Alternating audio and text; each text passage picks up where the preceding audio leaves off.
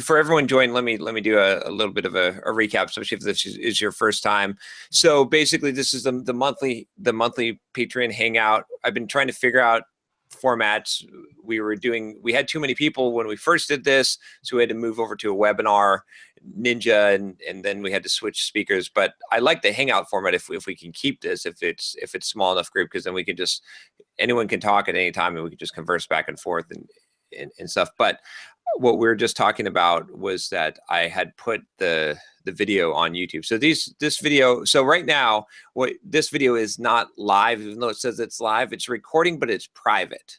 So people are not watching this live and they can't watch that live. But my intention is to put this out there. I've been putting it out for the Patreon community, but I want to put it out to YouTube also about a month later, so that people can get the value from that as well. So just to let everyone know, and basically the format of this is just there really is no format. Is that we just, if you want to ask some questions, we can talk about different things and discussions, and usually some pretty good topics come up. That's why I wanted to start putting this out on YouTube. But so yeah, so welcome everyone. Thanks for joining. And yeah, and I guess one thing to say about that is also just keep in mind, like if you talk about something that you wouldn't want someone to know in the world, just try to anonymize that data as much as possible, because it may go asking for a friend. Yeah. So how's everyone doing? How's the new year treating you so far? Pretty good for me so far. Ended up getting a small raise when I asked for one, like we talked about last time. So good, awesome, congrats. Can you guys hear me? Yeah. Yep. Yeah. Okay. How's it going? Good. I actually just joined the Patreon, I think about a week ago. So this is my first one. Cool. Yeah, you guys are I think most people don't realize how the kind of advantage is that doing the Google Hangouts, because it's a good opportunity that I think we have a lot of good discussions here that stuff. So I guess let's open it up to talk about what do you guys want to talk about? What would you like to discuss, or any kind of questions I could answer? I got a quick follow-up question from the last one for you. Oh, sure. Yeah. We're talking about like book publishing stuff. I've still been working through the tutorial kind of book format that I've been doing, and I was just curious, twofold. One, I know you were like, oh, you should go ahead and like try and do traditional publisher or whatnot. Is there a length that's too short? Because I mean, I don't know like the total like length and pages and whatnot it'll be, because I'm not doing a word count on like the code section so far, and I'm gonna have images and whatnot. But I'm probably 40 to 50% done, and I'm only about like 6,000 or 7,000 words in for what I was thinking. So I was like, yeah, it seems like it'd be too short for like a book or a traditionally published book. So you're saying like is for the length for going through a traditional publisher? Yeah, like what would you say like maybe a min length for a book? I know you have your giant tome that you're about to release. Yeah, I think that most, like for a book title, I think you're looking at a minimum of at least 30 to 40,000 words. An ebook, like the minimum ebook is really about 10,000 words in my mind. So, just one of those kind of, but for a traditionally published book, if you think about the size, I mean, let me hold on, let me grab a book here that I got that was kind of thin. So Manning sent me a copy of this grokking algorithms book, and it's fairly thin, I think, for a book. So I don't know what the page count or the word count is, but the page count is like about 230 pages, and the text is kind of big with lots of illustrations and stuff. So I don't think you can go much smaller than that. Like you can feel the thickness of this book, and when you start to go smaller than that, the words are so big it looks like you feel like you're being ripped off, or that you're reading like a children's book. So I think, but if but the content is only as big as the content is. So Right. you definitely don't want to add fluff to a book. My recommendation would be to look at doing like a Kindle release of a book, or something smaller, more like the ebook format, or bundling up multiple things together if you can. So because you were looking the traditional publishing route, is that? Well, this was just something you suggested last time we talked. Just simply because I was asking about a book, and you're like, "Oh, you should, definitely, like, regardless of it, look into traditional publishing." And then I'm like working on it, going, "I don't know that it's got enough words to be like print published." Yeah, like, it's worth print publishing for this particular idea. Yeah, it's tough to say. See, I just got a contradictory. I just read a book called The 80-20 Principle, written by was it Kosh, I think, or anyway, it's a book. It's he basically, his publisher, when he wrote the book, it's a fairly decent sized book, but he told his publisher, I think I could write an article about this, but not a book. There's not enough content, like I can sum it up in an article. But he wrote a whole book, and it feels a lot like fluff, but he sold millions of copies of it. So yeah, I don't know. It's if you've got a good idea, then it's probably, but in this case, like a technical book, I think being more targeted is going to be better. But you're not going to find a traditional publisher that's going to publish something that's under 30,000 words, as far as I know. Okay, good to know. So anyone else got some discussion ideas or questions you want to talk about? Sure, I got one. Okay. So I actually just started my blog towards the end of November, and it's I suppose the niche is Amazon Web Services, and I kind of gravitated towards AWS, and I just kind of thought it was really cool, and so I'm trying my best to get the blog posts kind of churning out. However, some of them take me quite a bit of time to put together, double check, edit, get if I have to Photoshop a diagram or something like that. And I'm actually I'm looking at your site, Simple Programmer, on the Wayback Machine, and it looks like you were posting, when you first started, you were almost every other day, and then it was basically kind of once a week, or even more often than that sometimes. Is there a kind of a pace you recommend for something like that? And then also, what was your experience in terms of, if you kept that pace, how long was it until you started to notice that you were getting traction? Okay, yeah, great question. So there's a couple of things. So hindsight, right? I mean, that's funny. Wayback Machine. Don't look at my site on Wayback Machine. That's scary.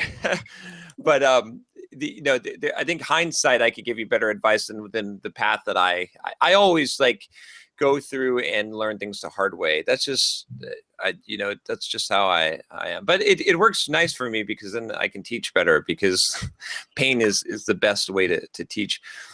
So I wouldn't advise doing things how I did them, but from that I've got some advice. So one of the things is that, as far as like you want to get a system in place. You always want to build systems in place, because systems it's the same thing as building a habit within yourself, right? And they're very related. But if you build a system in a business, it's like building a habit in a person, right? I think that's probably a good analogy there, because it sort of runs by itself and it becomes super easy, right? It's like, if you're trying to build a habit of running or going to the gym, at first it's really difficult to do, especially when you don't have a routine and stuff. But once you become a routine, it's not that it becomes like mindless, like you just do it. It still takes effort, but it's much easier. It takes like 20% of the effort that it does to, if you've ever, like, first time going to the gym, I don't even know how to use this equipment, I don't know how to sign up,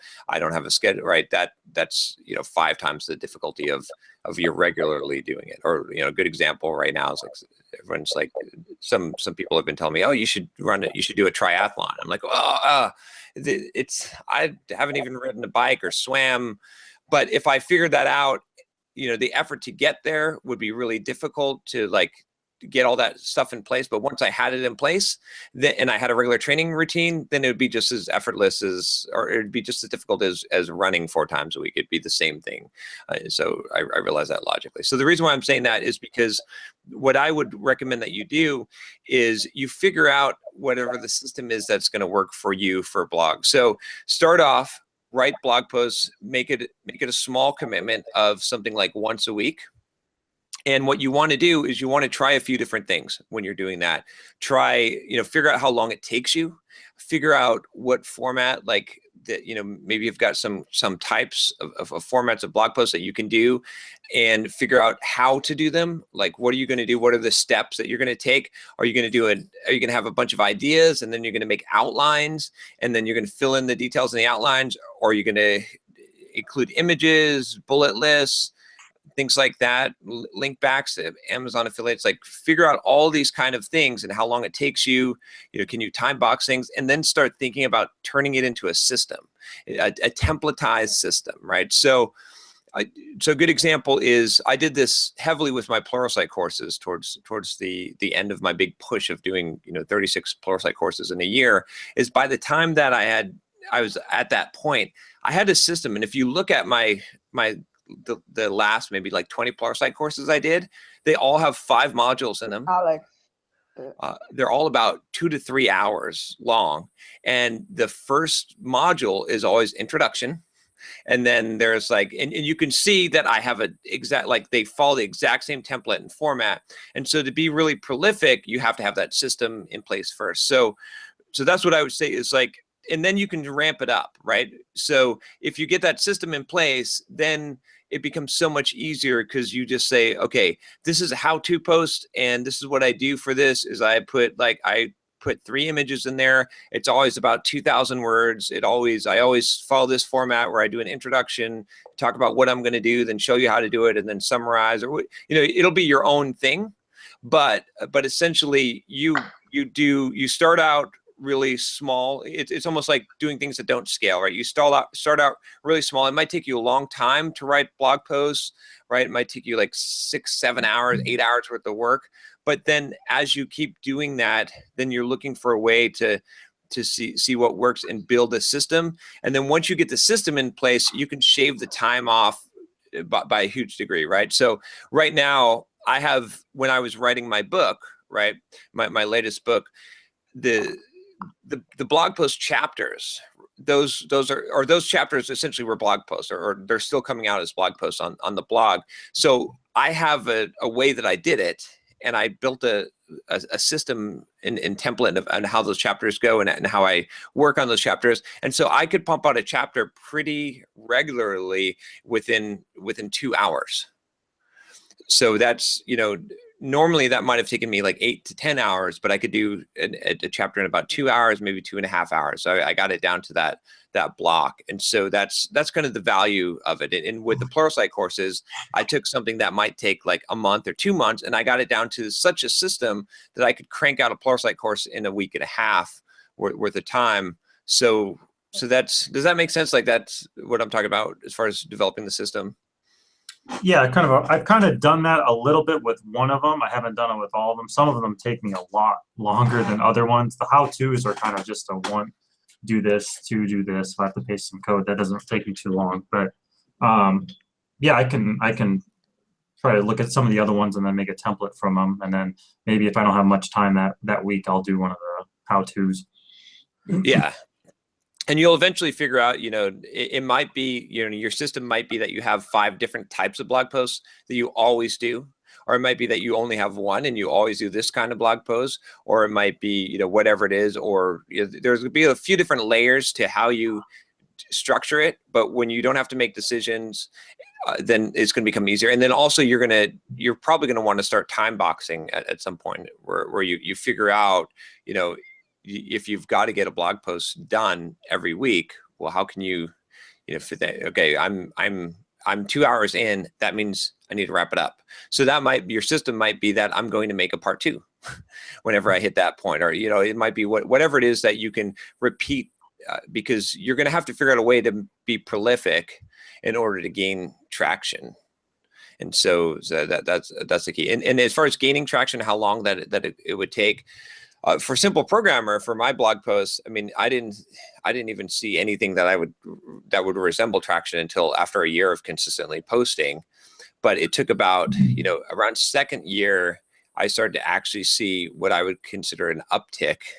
And then past there, that was enough traction to go. I think in any endeavor that you pursue, you have to pursue it. You have to produce more than 80% of the people out there in order to see traction. And that's always the point where you see traction. And I've noticed this in a lot of different fields. You got to last longer, be willing to do more than a majority of people where they drop off, whether it be from podcasting or YouTube or blogging, in everything that I've done where, I've seen that traction, and I've seen it with Pluralsight, I've seen it with blogging, I've seen it with podcasts, I've seen it with the YouTube channel. All of that always required me to get to this point where 80% of my competition had dropped off because they weren't seeing results and they gave up. And so that left it, where I could get the kind of the lion's share of the results. That's good to hear this timeline, because I was actually wondering about exactly the same thing. I just started a blog myself, and I realized it takes really long time to write a post, and in the end you're never really happy with it. So I try to follow your advice, just post it, and then we can fix it later. So when I'm stuck and I'm like, oh, okay, I think I need like 3 hours more or so, okay, I just post it, it's pretty decent, and then we will see. So far I've got 3 posts, and still working in meantime on about 2 more. So trying to follow your advice, and we'll see how it's going. But at least it's good to know that it may take around 2 years or so. Of course, it always takes time to build it up, but at least now I have some kind of reference, because I was wondering, how long it will actually take me that somebody actually will observe what I'm actually posting. Yeah, and it may take time. You just gotta keep going, and you're doing the right thing. I mean, that makes you gotta get it out of your head to that something's going to be ever finished or perfect, because it's never. I mean, I can't think. I've got a whole bunch of things, and I'm a perfectionist, so I've got all these things that are not perfect or not finished, but they're making money, they're doing well. If I stopped and made something perfect, I would never feel that it's perfect, and then I would not get anywhere, and I wouldn't learn and grow. So but just keep it up, and you're gonna eventually, you have to eventually hit traction. It just takes a lot. That's why I say to get the system in place. Yeah, and that's why getting the system in place is so important, is because as soon as you have a system, you can be prolific, right? You look at anyone who's prolific and they have extreme systems in place. In fact, my wife reads like Nora Roberts, and I've scanned through, or I've heard the enough of the synopsises of the stories. It's all the same like system. Right. My daughter was reading these Magic Treehouse books. Right. And if you look at those books, they follow exact format. It's like this thing happens, and then they go somewhere to a new land, and then there's a problem. There's an ally that helps them along the way. They learn something, they come back, and then there's the next thing. And it's so that there's a lot of series in that book series. There's a lot of books in that book series, and the way that the author was able to be so prolific is that she developed a really good system, and so that allowed her to crank it out. Whereas if you came up with, every time you're writing a new book, you're like, how should I make this book, right? And then you're gonna waste a lot of time. And same thing with blog posts. If you're like, every time you're like, how should I design this blog post, that's gonna be much harder, and it's going to take you longer to get traction, because the more stuff you can put out, the faster that the more surface area you have, that people are going to find you, and that you're going to gain potential traction. All right, what else we got? What's on your guys' minds?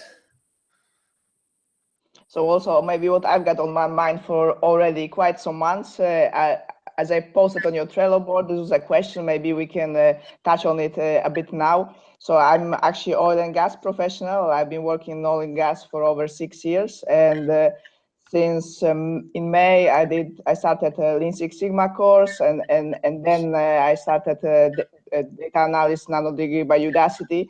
Actually, yesterday I found out that I also was chosen for the Android developer scholarship at Udacity. I wrote my application.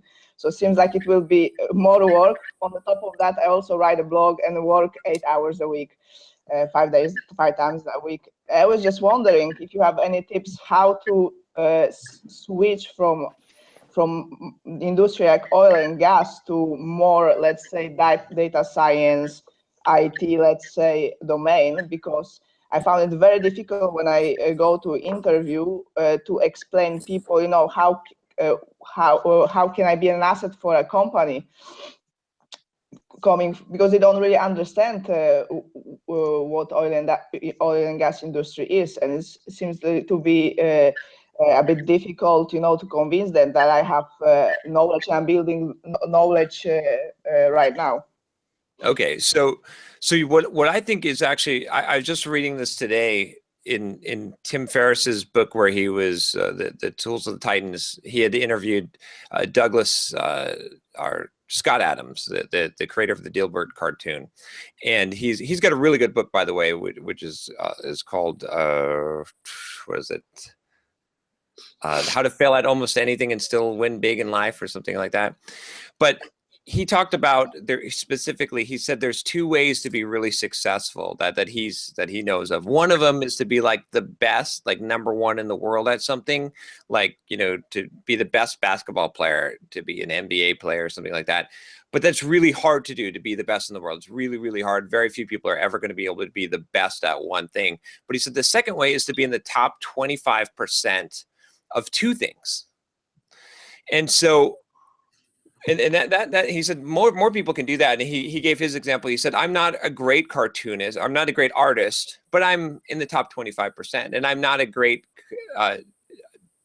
stand-up comedian, but I'm in the top 25%. So him combining those things, he can make the Dilbert cartoon and be extremely successful. So I think that applies very much to a lot of different areas, like for example, in software development. So what I would say that you're going to have the most success with is you've got your strength in software development in whatever area you're specializing in. I think you said data analytics. Yeah. But you've got that gas industry experience as well. So what I would be looking for if I were you, where you're going to get the most bang for your buck, is other companies that are also in the gas industry, because everyone needs software developers and data analytics at this point, right, in the game. There's not a company that doesn't have software developers.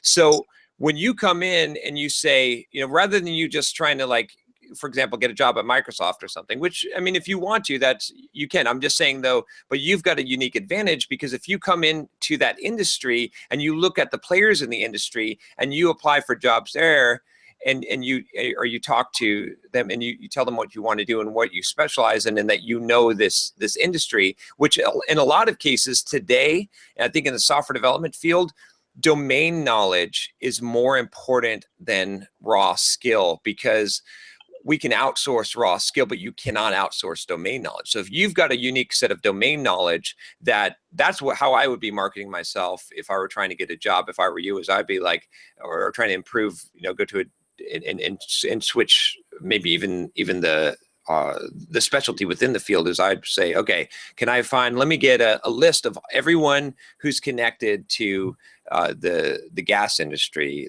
and let me see all those companies. Let me go through that list, see if I can find, reach out to them, even if they don't have job openings, and say, look, I've got this industry experience. I'm an expert in this. I'm transitioning into this. And that's going to give you, that's where you're like, top 25% in two things. And that's going to be one of those things where it's going to be a perfect match. I mean, think of it from the company perspective, right? If you're going to hire someone, like, well, let's say that me running Simple Programmer, let's say that I needed to hire a developer. Now, I haven't reached the size where I need to actually hire software developers. But if I did, if someone came to me and said, I'm an expert in internet marketing and doing like podcasts and YouTube and all of that stuff, and in email and copywriting, but I'm also a software developer, they're going to be a really good hire. For like, I'm going to be very, very excited to hire that person because they understand the business as well as can do the job. And I guess that would be really for any job that I would hire someone for. Yeah, thank you. All right, what else we got? What else is on your minds? Hey, John, I'll throw something out there. So, all right, Jim. yeah, so I'm actually in the transition of changing careers from customer service over into IT. And I recently saw on Twitter that Hack Reactor offered their prep course. It's about 80 hours.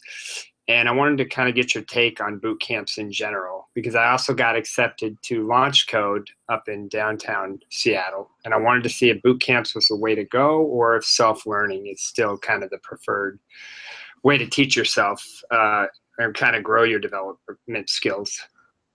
I like boot camps better, actually. I'm pretty big on boot camps, given one thing. This is what I think is critical. Don't do a boot camp unless you're going to be in the top 10% of the people that graduate of your class. If you're not going to be in the top 10%, then don't do it, because it's almost guaranteed that the top 10% are going to be successful and get good jobs afterwards, right? Any boot camp that couldn't graduate their top 10% would be horrible, right? So if you hit the top 10%, you're guaranteed. In fact, I'd be trying to say, if I'm going to enroll in boot camp, I'm going to say I'm going to be the number1 person in that boot camp. Like, I want everyone in my class to say, and the teacher of that boot camp to say, this person, you know, John Sonmez, he worked harder than anyone else. He's better than anyone else. If I have to recommend anyone from this class, it's going to be that guy, right? And it might not be, you know, it's just because you're willing to work that hard to make sure that you're the best, right? But if you're not at least doing the 10%, then don't do it. Because the reason why I say that is a lot of people say, well, John, should I do a boot camp? And I get these emails, and I get the feeling, the impression from them that they're like, well, you know, it's almost like an entitlement. It's almost like, if I do this, if I jump through this hoop, will I get this job? Can I become a software developer? And my answer is no, it doesn't work. The world doesn't work that way. You can't just, like, it's the same thing. You can't go to college and get a CS degree and then expect a job. It doesn't, it's like, are you willing to work and learn the thing and provide value to the world? And so if you're just like, well, you know, and I'm not accusing you of this, Jim, but in general, there's a lot of people that are just like, well, what's the guaranteed thing to get me a job? If I sign up for this boot camp and complete it, will I get a job? I don't know, like probably not with that attitude, but I can almost guarantee you that if you sign up for a boot camp and you're in the top 10% of and you're definitely willing to work that hard to be in the top 10%, and anyone who's willing to, it doesn't matter how much knowledge or experience you have in software development, anyone can get in the top 10%, right?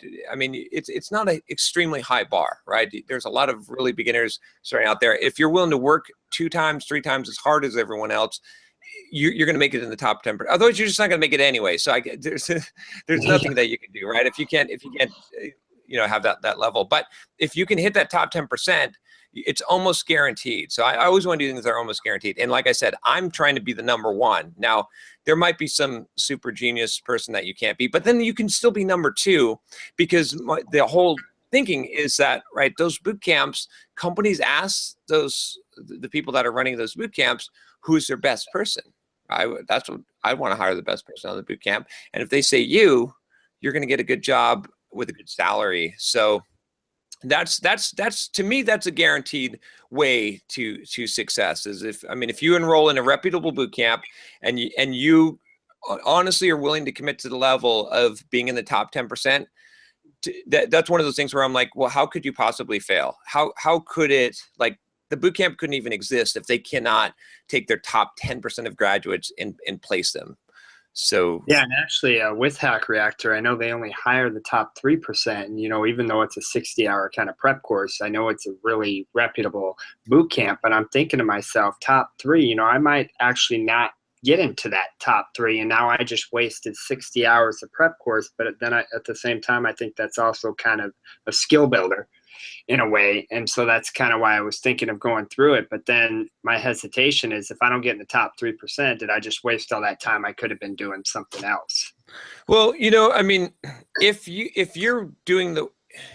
come in with it and say, I'm going to just try, I hope I get in the top 3%, then possibly. But if you come in with it and you're like, my goal, you know, every morning I wake up and I write, I'm getting in the top 3% of Hack Reactor on a notepad 15 times and say it in front of the mirror, right? If you're that committed, like if you're adamant that's, and you miss, you're going to learn so much in that process, right? It's going to be, because it's ultimately with the value that you're getting out of it, right? You know, I always say, like, you could take someone like Warren Buffett, yeah, and you could take all of his money and you could take all the clothes he has, take everything away from him, but you can't take, you know, he's got a certain amount of character that he's built up and knowledge, and he's going to be back and he'll be a millionaire or maybe a billionaire in a few years again. And so, I mean, the one thing that no one can ever take from you is that. So if you go through that process and you learn a lot, and not just learn a lot from an intellectual standpoint, but about who you are, and build your character and go through that, you're going to come out with that with a huge benefit. But it's going to be at that level of, I'm going to hit the 3%. I'm doing everything I can to hit the 3%, which most people, 95% of people will not take it to that level. But if you're willing to take it to that level, then there's no way that you can lose. You can't, even if you don't make the 3%, you're going to win. Okay. Thank you. Yep. What else we got? I got another quick question for you. Sure. Having to do with like splitting your writing across domains, because I know like you're really big on like the specializing and niching down and all this stuff, and I completely agree with it. I've been looking into stuff like that. But there's some stuff like I still want to write about and like put my thoughts out there about on topics that aren't in the niche I want to necessarily be known for. Would you recommend like kind of writing that out on a separate blog or whatnot? So I would highly recommend not splitting your focus. Instead, like, I mean, this is a hard one, right? Because it's hard enough to make one blog successful. You really want to pour all your effort into it. The more focused you can be, the better it is. But it doesn't mean that you can just be blind and only focus on one thing. You see what I'm saying? So I guess kind of, I always have this distribution, which is, I believe that for most people, you should spend 10% of your time or 10% of your effort on sort of things that may pay off in 10 years or 15 years or 20 years down the road, that are going to take a long time and that may not actually even work out. And then that other 90%, depending on where you are, I would like to see most people spend the 60 to 70% of that time in stuff that's going to pay off in 1 to 2 to 3 years, and then 20% of that time on immediate cash. This is going to pay off immediately now, right? And but a lot of people can't do that because and they have to spend maybe a 50-50 split there. So the reason why I'm saying that is because what you got to think about is you've only got this limited time. And so, I mean, you could pick something that is going to be that 10% that's going to pay off a long, long time from now. And that could be it, but you don't have very much time to devote to that. And you've really got to focus as much as possible on the thing that's going to benefit you in the 1 to 2 to 3 year time period if you really want to gain traction. So, you know, every blog post that you write on a separate blog would be one that you could have written on your main blog. Not that you don't have, like, you know, some of these experiments out there, but what I would try to do is I would try to take that content and see, can I spin it from an angle where I could actually utilize it in my main blog where it's still related to that topic. So sometimes you can't, right? And I mean, if you've watched my YouTube channel, I definitely do this with a pretty, I give myself a lot of rope in order to do this. I figure out some way I can make it, you know, and the whole idea, that's why I kind of expand it into soft skills, is because that allows me to do that. But had I, for example, you know, I talk on a variety of different topics. I do a lot of different content on a lot of variety of different things. But had I started there, I would have had a lot more trouble. In fact, I was a little bit too spread out and not enough focus, and it took me longer to gain traction than it should have. Like, looking hindsight, I would say be as focused as possible as you can, and until you gain traction. Once you feel like you have a level of traction, then you have a level of flexibility that other people don't have, right? You know, if you want to be a famous athlete, don't play basketball and baseball, right? Just focus on basketball, okay? And then if you say, I want to go play professional baseball, like didn't Shaq do that or something? It was Michael Jordan. Jordan, right? Then they're like, yeah, you're Michael Jordan. You can do whatever the hell you want. Go ahead, right? And like, you don't even have to be good. I don't care. Like, or Shaq was another one, right? He became really good basketball player. Then he said, I want to rap. And they're like, well, you're like 6'8" and you're like 400 pounds. Sure, I'm not going to say no. Go ahead, right? I'll sign you on a label, right? So I guess what I'm saying is, you know, once you get the traction, you've got a lot more ability to maneuver. It's the same thing like when people ask about doing personal blog posts. Well, it's no one cares what you had for breakfast, but they will, like, people will stalk Brad Pitt in order to take pictures of what he had for breakfast, right? Because they care about Brad Pitt, and they'll put it in a magazine, and people will just like I got to know what Brad Pitt had for breakfast, right? So you can, as you build more audience and you build more kind of celebrity in your niche, then people will care more. But if you start out with that kind of content, or you start out with content that's not in your niche, in your target, people are going to be like, yeah, that's too much information. TMI. That was kind of the point, was that the main blog, whatever, I didn't want to put stuff that wasn't part of that focus in it. But the secondary thing would be, like, I would still kind of want to write about stuff that I do at, like, my current day job, stuff that's not necessarily focused on the niche I want to specialize in or get known for. Like, I still have to do this stuff for my day job, so I want to kind of write about it and possibly, you know, have that, maybe like you were saying, like the 10%, or maybe it's just, you know, not very much time spent on it, but still off to the side, so it doesn't kind of filter in and with the other stuff. Yeah, I mean, at that point, I think you'll have to think about whether it conceivably, with the small amount of effort that you put towards it, will it actually eventually ever gain traction?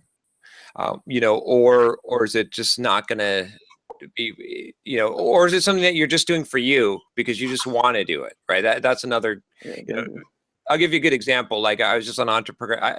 I've been toying with this for a while, and Derek Bailey on Entrepreneur has just said that he created a YouTube channel, a video game channel, where he's recording games. And I thought, oh, you know, for a long time I've been debating. I've been like, oh, I'd love to do that. That'd be kind of cool to make some money off of, you know, like PewDiePie or whatever. But it'd just be fun because I like playing games, and so I could record it and I could put it on YouTube, make a YouTube channel of me doing games and gaming commentary. Totally different. It's not going to in any way really overlap with Simple Programmer. Some people will come over and watch it just because they want to see John playing games, but I haven't done it, and I'm not going to do it probably. I mean, maybe I'll do, but because when I thought about this, I said, okay, well, let's say I did this. It'd be fun. I'd enjoy it, but what am I going to do? Like, let's say I create one video a week. It's never ever good. Like, maybe 5-10 years later, it's going to gain traction. Do I really want to, like, if I'm going to do it, I'll do it, but I'm going to do a video every day. But if I can't do a video every day, I know it's not going to, I know how long it takes to gain traction. I know it's not going to make enough of a difference that it's going to be worth it. So I've actually got a project that I'm going to do on YouTube. I'm going to go through a Stoic, I'm going to do commentary on I've had on my board on Seneca's, some of Seneca's writing, but I'm not going to do that until I'm ready to commit to it, where I'm going to be able to be prolific enough to put out enough content. Even though I'd love to do it, I'd love to talk about that and do that channel, but I'm not going to do that channel. On the other hand, I am about to split off and make a separate channel. I just decided this week on fitness and bodybuilding stuff, because I've got a huge amount of people on my current channel that are saying, hey, John, like, you're already talking about fitness stuff. You know, can you just give me more info on the fitness stuff? And I feel like, since I'm already producing 2 videos a day, I could just take like 3 or 4 of those a week, and I could make those videos be about fitness stuff, which some of them are already. And I'll be able to put, if I'm putting 3 to 4 videos a week on the channel, that's enough where it's worth it, where it could gain traction. So I don't know. I just wanted to kind of walk you through what, as I've been thinking about similar things, maybe that helps you. Yeah, that's some good stuff to consider. The whole like breakdown of percentages stuff, like where to put your efforts, was really, really good. But and the other thing is, if it's just something that you just want to do, right, and you don't care about making a profit or for turning a business from it, it's totally, you know, that's a total different consideration. But I've definitely, you know, from watching people succeed and fail, I've seen people that have gone through my blogging course and have started their blogs, and they got to the point, they're like, well, I've got 3 things I want to do. So they made 3 different blogs, and and they wrote blog posts on each one of them. They eventually burned out and quit all 3.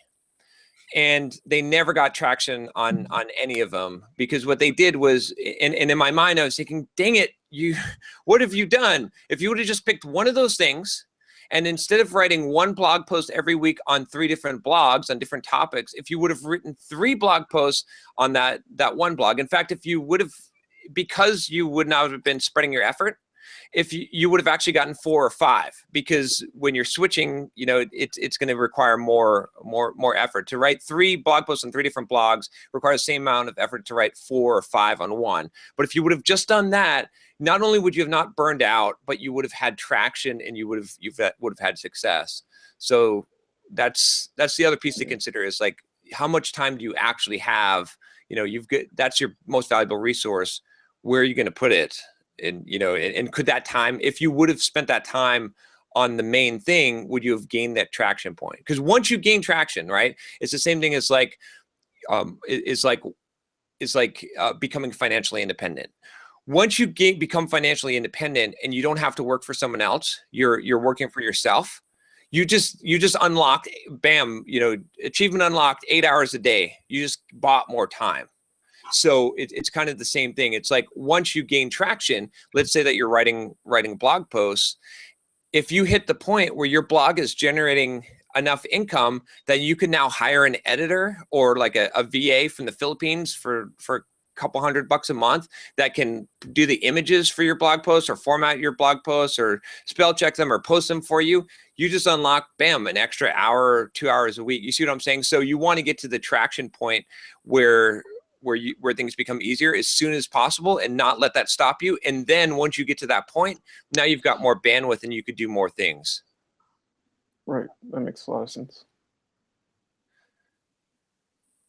All right. What else we got? I got one. Okay. So you mentioned that you were speeding up your Pluralsight videos as you were just doing more of them. So I'm actually interested in doing the Pluralsight route myself, but I'm unsure of, when I go on there and I look at some of the authors, I mean, there's some pretty accomplished people on there. How was your experience with the vetting? Is there a certain level in your career that you feel you have to be at before you apply, or is it more just about, can you produce good video content that's true at any point? It doesn't really matter your seniority level, or that you're a Microsoft MVP and such. Yeah, no, that's a good question. Well, you know, to give you some background, when I started with Pluralsight, it was way more intimidating than it is now, right? It was like the people that were on Pluralsight when I started on Pluralsight before I actually started my course, were the people who I've been reading their articles in MSDN magazine, right? And like they were all the luminaries in the Microsoft space in the industry. Like every single one of them was a famous person that like at that point in my life, if I shook their hand, I would have been bragging and telling everyone I shook, Dan Wallin's hand, like, that, and that was everyone, right?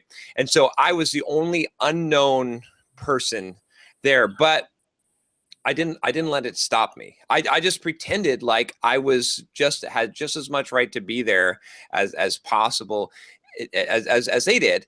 And I think that's kind of what you got to, a really the smartest thing that you could do, I think, is to take advantage of both the good old boy system and the meritocracy at the same time, right? just to figure out where the thing is going to fit. And so you can come in if you have, if you're in there with really good people that are famous. What you got to do is you got to just step up the level of what you do so high that you're surpassing the quality of their content, even though they've got the reputation, they've got that other stuff going for them. So that's going to get your foot in the door. So if you come in and you can deliver some really good content, and you can, because you can, I mean, the biggest secret that I've discovered is you can always outwork someone, right? I mean, if it takes them 20 hours to do a Pluralsight course, you can spend 80 hours on a Pluralsight course and make it better. I guarantee you can. Like, it doesn't matter if you're half the skill. If you spend 4 times the effort, you're going to at least produce the same level of quality, probably better. So that's kind of the key. And that doesn't scale at first, and you're not going to get but if you keep doing that, you're going to get better, and you're going to get faster, and you're going to become better. So what I would say is just look and see where you can fit in, especially if you can find a niche that some of the other authors are not covering, and you can cover that niche and you can do a good job of it. That's the key thing. Because if you are unknown and you send an audition tape and it's really good, and it teaches the concepts very clearly and understandable, and you do a good job of editing your audio, and it's very clear, and you're not using transition words, you've edited all that out, and it flows very nicely, they're not really going to care about your reputation, right? You've got it. But if you have a really big reputation and you've got crap videos, they're not going to care about your videos. So you got to kind of work which one, is it the good old boy system, or is it the meritocracy, right? In your case here, you want to use the meritocracy, unless you've got an in to the good old boy system. So you want to say, look, based on I'm going to give you something that's really high quality, and that's what's going to get me in the door. Whereas someone who's already got the fame, they're not going to spend as much. They're going to use their name and reputation in order to get their foot in the door. Does that make sense? Yeah, I think you answered. I think I might still wait on maybe a year or two before applying, but yeah, I just wanted to kind of see how you were able to kind of bust in. It does seem like it's a pretty great opportunity. And the opportunity is not as good as it was, right? I mean, gold rushes happen. I don't think the competition is a lot more. There's a lot more courses and authors out there, and it's not as lucrative as it was, even the terms that they're offering to authors. So I don't want to, there's something about hitting the wave at the right time, and Pluralsight was my wave, to be honest. Like I hit it at the right, I busted ass when I got, I did more courses, and I guarantee you I worked harder than any Pluralsight author, probably 3 times harder when I got the opportunity, but I also hit it at the right time. I mean, it requires both of those things. But I would say this, if you're really, really interested in doing Pluralsight, I still think there is still opportunity there, especially if you hit the right niche and it happens to be popular. But I would say go ahead and start the process and try. And just think of it this way, like, it's learning by fire, right? It's trial by fire. Like, figure out, because then you're going to have a roadmap. Because if you go in and you start the process and you've got an idea for a video and you make a demo video and you get feedback and they're like, yeah, you're just too junior, you're not explaining the concepts well, you don't know, right? You're going to take that whole list of feedback and now you've got something to work on for a year. And in the meantime, you can say, hey, could you, I've taken your feedback and I made some changes to my video. I know it still might not be the quality that you guys want, but could you take a look and just let me know, like, you know, I really appreciated your feedback and I actually implemented all of these. Here, I implemented this change you said, I did this. I'm actually doing this. I'm learning this thing. Do you think that will help? And you basically, you know, if you do that, establish that relationship, then 1 year down the road or 2 years down the road, when you're actually ready and qualified, then it's going to be so much easier to get in, because now you're paving the way. So you got to kind of, I would start the process now just to set that expectation. Because if you think about it too, right? If you were, let's say, the gatekeeper for Pluralsight, and I don't even know who they are anymore, it's grown so big, but if you're the gatekeeper for Pluralsight and you had this one guy that, like, for a year, every month or so you hear from him and he's like submitting a video or he's telling you what he's done and he really wants to get in, right? Eventually you're going to let this person in. Eventually you are. You're just going to, like, anyone would do it. I mean, I guarantee you, if someone comes to my door every day and knocks on the door and says, I want to join your team. Right? I'm gonna be like, go away. You know, just like, what's the Fight Club?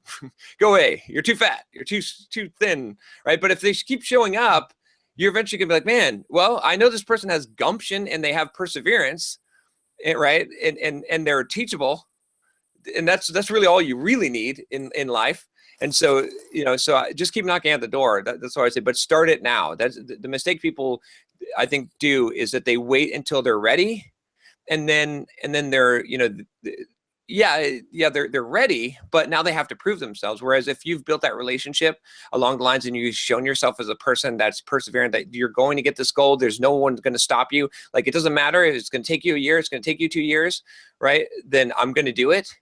Then you have a much higher chance of success. And who knows, maybe you submit that first audition and they're like, wow, we just love your voice. Maybe the person who's editing the tapes, or, you know, doing the review, maybe they had maybe the girl that's doing it had a high school crush and she sounded just like you.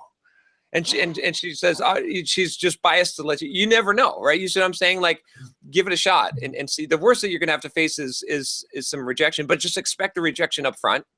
And if you get it, wow, bonus. If you don't, you get feedback and you get to start a relationship and start to show them how perseverant you are.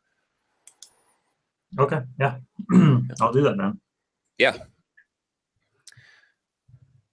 All right, I think I got probably time for one more question or discussion.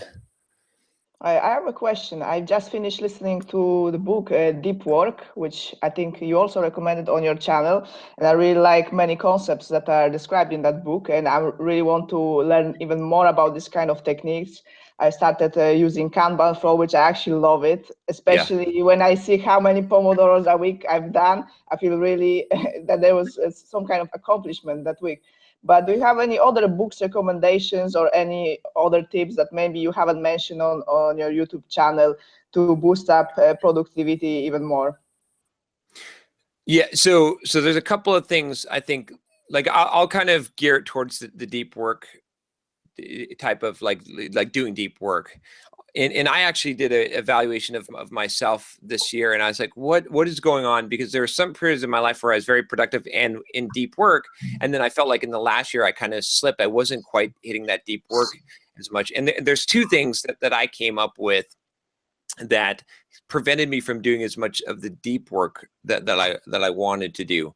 One of them is split focus. And being, you know, running a company that has like 4 or 5 people working for me now, I have to have split focus. So there's only so much control. Like when I was just doing Pluralsight courses, like I didn't realize how good I had it because I could just focus on doing Pluralsight courses. And so when you're doing that, you can really get deep into that. You know, when I wrote soft skills, I said 3 months, I'm writing a book. That's what I'm doing. I did a few very other things, but mostly I did that. So if you can make your focus as singular as possible, as much as possible, at least in blocks of time, right? It doesn't mean that you don't have to pursue. It's just you want to make sure that you don't slice it as much as possible. So batching things up, right? If you can dedicate a week to doing a specific thing or something like that, that's going to help you as far as being productive in the deep focus type of area, those uninterrupted blocks. The second thing that I found that was a weakness for me, which it slipped in, was checking stuff. I call it stat checking, right? Which I realized that, okay, now that I've got the YouTube channel and I've got Twitter and I'm doing all these things and I've got, all these different projects going on, I would go and I check out the comments on YouTube or check out the view stats or check out Twitter or Facebook and see how the things are performing there. And I check my email. And so that was actually eating a lot of my time, and there was no result that was coming out of that activity. I was getting nothing, no value out of it, right? I mean, in fact, not only was I not getting a value out of it, I was actually getting emotionally hijacked because YouTube is kind of a vile place for comments. Right. And so when you go on there, and it doesn't matter how strong you are, when you read someone that says, you're a dumbass, John, and you're, whatever, it hits you. You may be strong enough to be like, okay, big deal, I don't care, but it does at least change your emotional state to some degree, right? Even if you can shrug it off. So what I figured out was, I said, okay, I actually took all the social media apps off of my phone. I took email off of my phone. I said, I'm checking email once a day. I'm checking YouTube once a week, right? And I created schedules for these things so that, and it might depend on who you are, but I know a lot of us, when we start blogs, we check the stats every day. Don't do that. or more than every day, right? I know I've been guilty of checking it 5 times a day or something like that, or checking, am I getting comments? Am I right? Just figure out a time interval, and then, put your head down and work, right? And do the work for the period of time, and then you check in. Otherwise, you'll just spend so much time checking in all the time, and you won't actually get into the deep work, or you'll be able to break the deep work because you're like, it's sort of a oh, you lost sound. Can the rest of you hear me? Yeah, I can hear you. I can hear you. Oh wait, I think Pauline is going to reconnect here. I think she's been in and out of the call a couple of times. Might be an internet thing. Oh, okay. Can you hear me now? Yeah, now I can hear. I just unplugged my headphones and then I completely lost the voice. I had to reload the whole page. So I missed last, I guess, a minute of you talking, unfortunately. Okay, yeah. So just to summarize, basically what I'm saying is, like, if you're going to check stats, or you can get a dopamine hit from, which will break you out of deep work from going and check. It's very easy if you get in the habit to say, well, I'm a little bit stuck on writing this blog post. Let me go check Twitter, or let me go check to see if I got a new email message, or let me check my stats on YouTube or whatnot, and that'll break you out of the deep work, and you won't be able to get as much done. It's better to just go into hibernation, do the thing, get the stuff done, come up for air afterwards, and then that. So those are the two main things that I found myself that I think is pretty useful for making sure that you stay in that deep work state, productivity. Thank you. Yeah. All right. Well, thanks everyone for joining. And yeah, so I'll probably put this out on YouTube. I think probably a month from now. I'm going to try and stagger them, but yeah, we'll do, the next one will be February, the first Friday is, same time, and looks like hopefully we'll be able to do Google Hangout again, because I think this is better. So Thanks, John. yeah. All right. Take care. Have a happy New Year. Hey, what's up? John Sonmez from SimpleProgrammer.com. Just wanted to let you know real quickly, if you enjoyed this little session here, it's a weekly call that I have the first Friday of every month, and you can get access to it. You can actually be part of the conversation, talk to me live, talk with other people, ask your questions. It's actually, you can do it for really cheap. All you gotta do is click here on this patron page, and this is how I'm doing it for now. It may change in the future, price may go up, but right now at the $20 a month level, if you sign up there, you'll get access to this and you'll get invited to the call, which I'll post on the Patreon page every single first Friday of the month. It's right now it's at 3 p.m. Eastern time, and that's probably what the time will stay on that. If you can't make the live call, you do get access to the recording right away, whereas I put them on the YouTube channel much later, so that's a patron only thing. There's a lot of other cool stuff there that you can get access to, including signed copies of the book and shirts and all that, and in the Facebook group, which was pretty cool as well. But I don't plug this that much because I'm not sure that I'm going to stick with the Patreon route, but this is your chance to get access if you want to, if you enjoyed this kind of conversation. I hope to talk to you live next time. Let me know if you have any questions. I'll see you later. Take care.